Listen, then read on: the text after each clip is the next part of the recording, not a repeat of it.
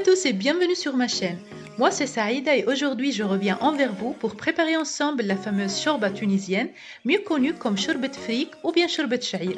Comme vous savez, c'est un plat qu'on le prépare spécialement à l'occasion du mois de Ramadan, mais qu'on peut bien évidemment le préparer aussi à chaque moment de l'année, vu que c'est vraiment très facile à réaliser et surtout vu qu'il est super bon. Comme d'habitude, avant de procéder avec les étapes de la recette, si vous passez par là et que vous n'êtes pas encore abonné à ma chaîne, il vous suffira de cliquer sur le bouton s'abonner et d'activer aussi la petite cloche pour ne pas perdre aucune de mes prochaines vidéos. Et si vous voulez, bien sûr, vous pouvez également me suivre sur les réseaux sociaux comme mon profil Instagram et mon groupe de cuisine Facebook. Et maintenant, prenons nos tabliers et mettons-nous au travail. Ciao a tutti carissimi amici e ben ritrovati sul mio canale. Io sono Saïda e oggi prepareremo insieme un altro piatto facilissimo ma soprattutto buonissimo. È un piatto che lo si prepara generalmente nel mese di Ramadan, che viene preparato in vari paesi arabi come la Tunisia e l'Algeria. Vi sto parlando della famosissima shorbat frik o anche conosciuta come shorbat sha'ir. Come sempre, prima di procedere con la ricetta, se non siete ancora iscritti al mio canale, iscrivetevi attivando la campanellina per non perdervi nessuno dei miei prossimi video e se vi va seguitemi anche sul mio profilo Instagram e sul mio gruppo di cucina Facebook. Ed ora non ci resta che allacciare i nostri grembiuli e di metterci subito al lavoro. Et là c'est parti, donc on va commencer comme d'habitude par dire Bismillah et on va verser un peu d'huile d'olive dans notre pot avec un oignon coupé finement avec 2 branches de céleri. L'une que j'ai laissée intacte pour donner à notre shorba un meilleur goût et l'autre quand vous voyez que j'ai déjà coupé en petits morceaux. Et là si vous avez les feuilles de céleri tant mieux, donc vous pouvez aussi les ajouter au reste des ingrédients. Par la suite je vais ajouter quelques petits morceaux de viande de veau, mais vous pouvez aussi opter pour la viande de mouton si vous le souhaitez ou bien du poulet. Ensuite je vais également mettre quelques pois chiches que j'avais déjà trempés au préalable et que j'avais mis au congélateur.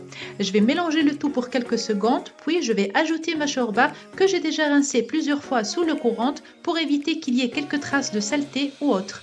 Ici, j'en ai mis environ une tasse à café pas pleine, donc pour ceux qui ne connaissent pas la shorbat frik ou shorbat sha'ir, ce ne sont que de graines d'orge concassées.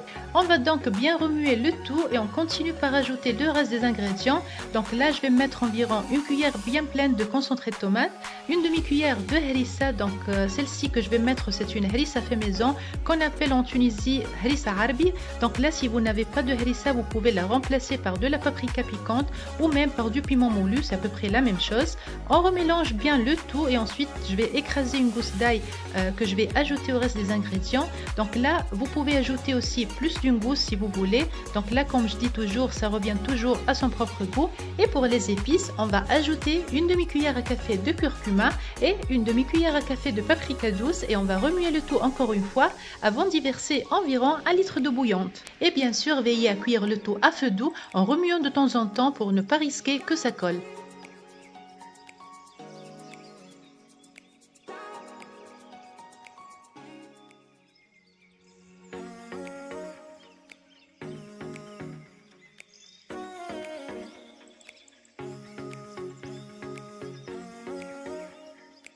Une fois ajouté l'eau bouillante, on ajoute aussi du poivre et on couvre pour quelques minutes, toujours en laissant le tout à feu doux. Après environ 20 minutes et que mes pois chiches commencent à devenir tendres, je reviens vers ma shorba, je la remue pour la énième fois et je vais lui ajouter le sel que j'ai pas mis au début. Et on couvre le tout encore une fois en laissant cuire toujours à feu doux pour d'autres 20-25 minutes.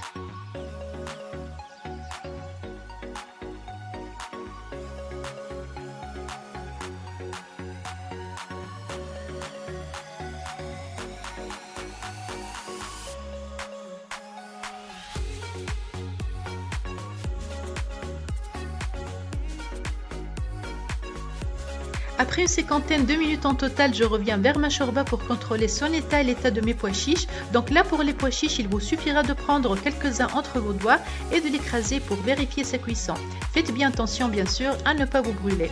Donc une fois que nos pois chiches sont bien tendres et surtout qu'ils sont bien cuits, c'est un indice qui nous montre que notre shorba, elle aussi elle est bien cuite et donc on peut bien éteindre le feu et qu'on est prêt pour servir. Bien sûr avant de servir, on va lui ajouter la touche finale qui va rendre le tout encore plus agréable à nos palais et donc on va lui ajouter une bonne poignée de persil frais.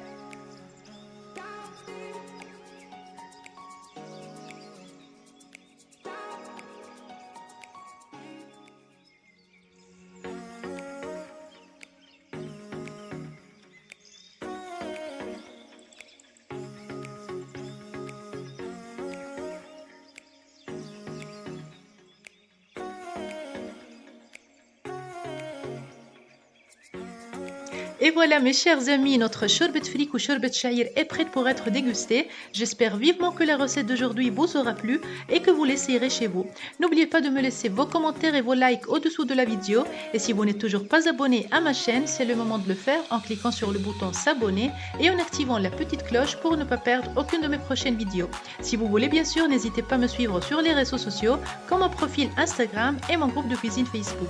Je vous remercie infiniment, je vous souhaite un très bon appétit en vous donnant rendez-vous à la prochaine recette, Inch'Allah, avec 1, 2, 3, au plat. E voilà carissimi amici, anche per oggi la nostra ricetta è giunta al termine e la nostra shorbat frik oppure shorbat sha'ir è pronta per essere gustata.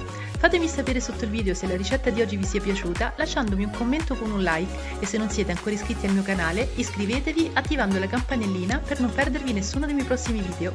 Se volete ovviamente potete anche seguirmi sui social network come il mio profilo Instagram ed il mio gruppo di cucina Facebook. Io vi ringrazio di cuore, vi auguro buon appetito e vi do appuntamento alla prossima video ricetta, inshallah, con 1, 2, 3, au plat!